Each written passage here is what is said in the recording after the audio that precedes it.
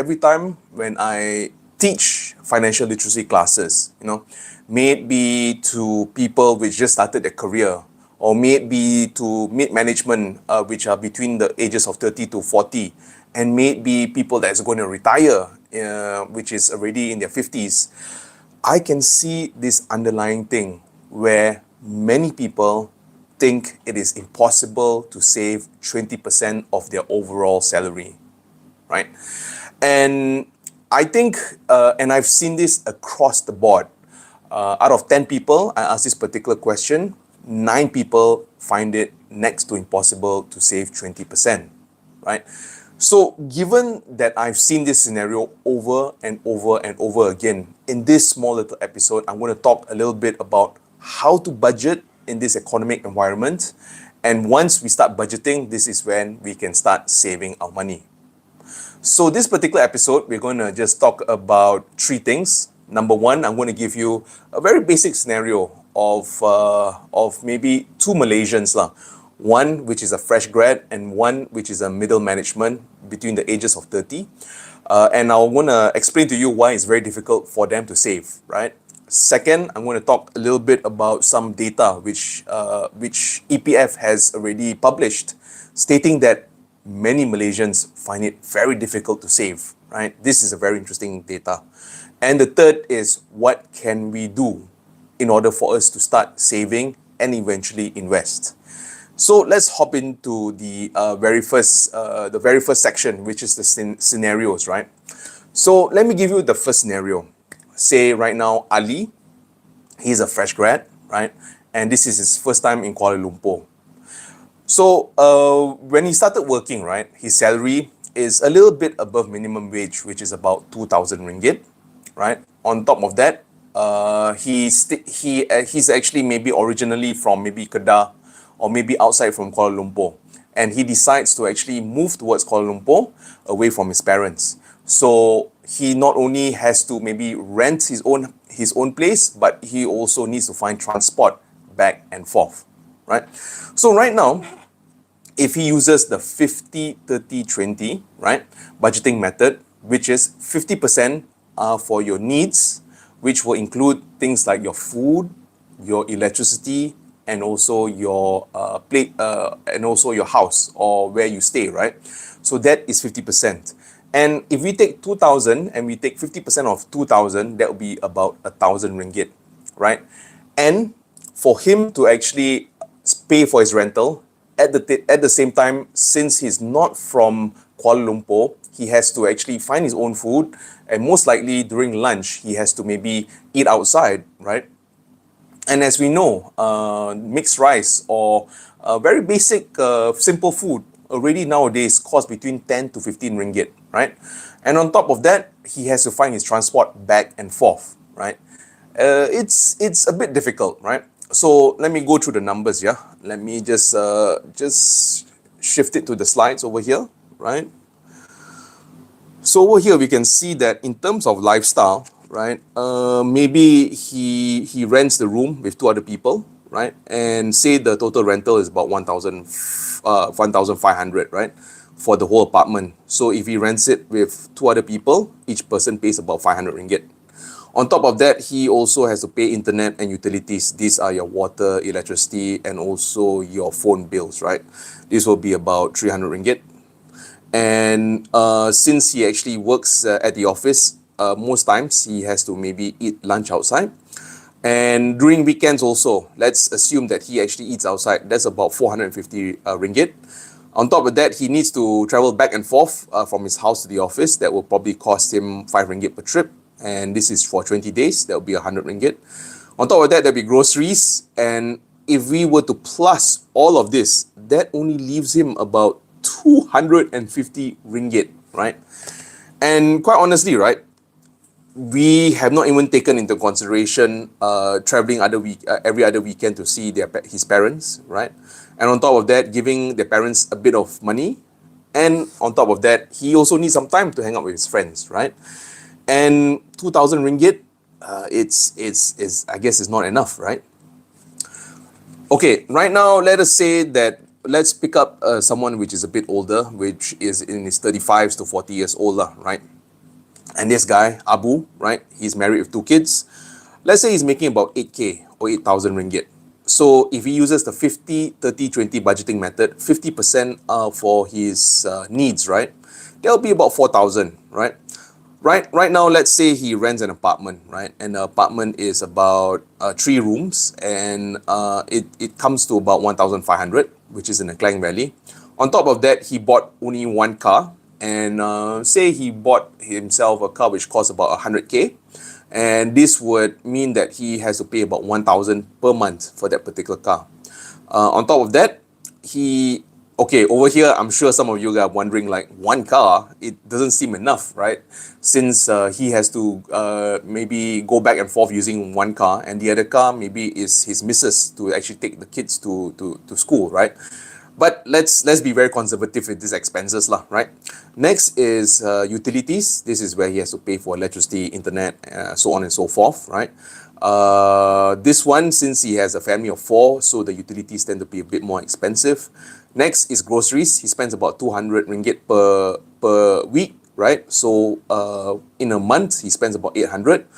And there is also tuition classes, right, for the kids and whatnot. And say, assuming each class is about 200 ringgit, and they maybe go for 3 types of classes, right? And these are 2 kids, right? It comes about 1,200. That is a fair bit of money, right? And the other things we also have to consider are things like his school supplies, right? And sometimes right now, even with the holiday seasons, right? As a family, sometimes, it's nice to have small little trips, right? To visit grandma and granddad, right? And on top of that, he wants to actually see different things.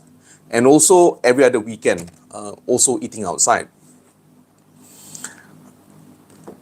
So over here, we can see that saving for these 2 individuals may be someone which is just started working, right? First time in Kuala Lumpur, he has to pay for his own room, he has to pay for utilities, and on top of that, since his parents are back in the kampong, right, or outside of Kuala Lumpur, what he has to do is actually has to buy food, right? And the expenses are very high, right? On top of that, like I said, even if someone which is already been in Kuala Lumpur and he's in his mid-30s, going towards 40s, right? Some people actually says, if I make more money, there's a high chance for me to save. But that's a myth, right? The whole thing of it all is, as someone ages, his priorities in life will change. And not only he has to pay for himself, but right now he has to pay for his kids and also I guess household expenses, which actually, if you think about it, 8,000 is really not that much, right? So let me show you guys a small little statistics, right? On maybe, since these are two people, let me give you another statistic which is given by EPF, right? About Malaysia as a whole, right? And our saving habits, right? So over here, we can see that these are the loans where over here we can see the headlines. 90% of EPF members have loan commitments, right? 90%. A lot of Malaysians right now need to depend on loans, basically, right? And okay, let's say this guy, very young, right? He's young, working professional. He starts working, right? So when we first start working, I'm sure a lot of us will want to buy our first car, right? This is, I guess, freedom for us, right? On top of that, we have our PTN loans, right? And sometimes, since we cannot afford these 2, what other people are doing right now is taking personal loans, which is relatively scary at that age, right?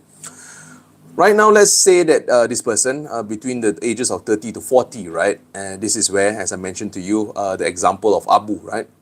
He has a car, right? And he has a house, right? But right now, you can see that below the age of 30, there's no house expenses or there's no housing loan. But once you reach between the ages of 30 to 40, there is a housing loan right now.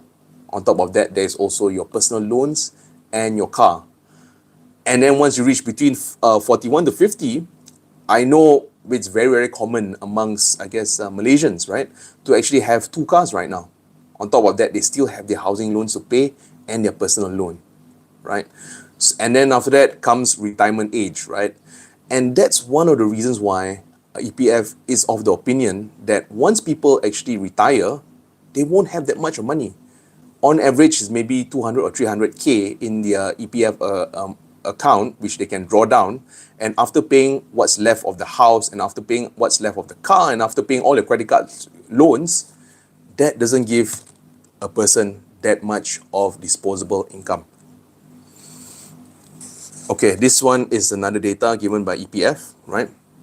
On a monthly basis, 52% of Malaysians are unable to save any money at all. 52%. On top of that, 46% do not have an emergency fund, right? So I think overall, right, you can see that during the whole MCO, right, what happened was that some people actually lost their jobs, and after they have lost their jobs during the MCO, you can see that they just could not cope, right? And that's one of the reasons why the government allowed some people that lost their jobs the ability to withdraw from the EPF, right? So if we do not have any emergency funds, right? Say maybe we can last for 1 month, right? And then after that, the second month, you know, this is where the bank starts calling us to pay for our house, to pay for our car loans. We have to pay for rental, we have to pay for food, so on and so forth. And that is a very scary statistics. 46% of Malaysians do not have an emergency fund, right? So what's the I guess the solution for this lah, basically, right? If people cannot save 20% of their salary, you know, where can we go, right? So I actually have this particular method or solution which I shared with a lot of my students which are looking towards retiring, right? And I want to share it with you guys, right? Which is, if we cannot save 20%, consider saving 10%. If we cannot save 10%, consider saving 5%, right? The whole thing of it all is that I want you guys to remember that the enemy of progress is perfection. Sometimes in chasing that 20% savings, it's so difficult that we just give up altogether. I'm guilty of it. Sometimes when I cannot reach that particular goal, I just give up, right? But what if we break down the goal into small doable pieces? What if we make it easy for us to make it a habit? So like I said, if we cannot save 20%, consider saving 5%. If we cannot save 5%, consider saving less, right? And let me just end this episode with this small little example over here, right? So right now, imagine maybe this guy by the name of Adnan, myself, right? Cannot save any money, right? So let us say right now that I can only save 5 ringgit a day, right? And I actually have a small little tabung at the side. So every time before I leave towards work, I put 5 ringgit in the small little piggy bank, right? And the whole thing of it all is that once we break the habit into small doable chunks, this is where we start taking action. And only by taking action, this is where we get results. That's what I truly believe, right? And once we already have that particular habit, we can improve on that habit. So right now, instead of maybe putting aside 5 ringgit every time I leave the house, maybe 1 or 2 months down the road, I find it very easy, I start putting 10 ringgit in the piggy bank. And then after a couple of months, when I have that particular habit, right, I can improve more and more, right? And let me show you the power of compounding interest and also power of habits, yeah? So over here is a small compounding chart, right? Which actually shows that if we can save about 5 ringgit a day, and if we can invest it for 30 years down the road, right? And we put in an asset which gives about 8% per annum, over here we can see that it compounds to about 200K just by doing one small little habit. Let me repeat this again. This is a very important lesson. If we can save about 5 ringgit a day, put it in a piggy bank. If we invest it in an asset which gives about 8% return, we do this for 30 years. After 30 years, that particular amount or whatever we save, our saving, our habits, and the compounding interest, we will get about 208,000 ringgit lah. So over here, this is the power of compounding interest lah, basically, right? If we have a good habit, right? If once we already have a good habit, this is where we want to start investing. And once we start investing, this is where we can start building a fund. And once we start building a fund, this will enable us to eventually retire. I hope that you learned something important. If there's any questions, please put it down in the comment section. If not, hope to see you guys in the next video. Take care.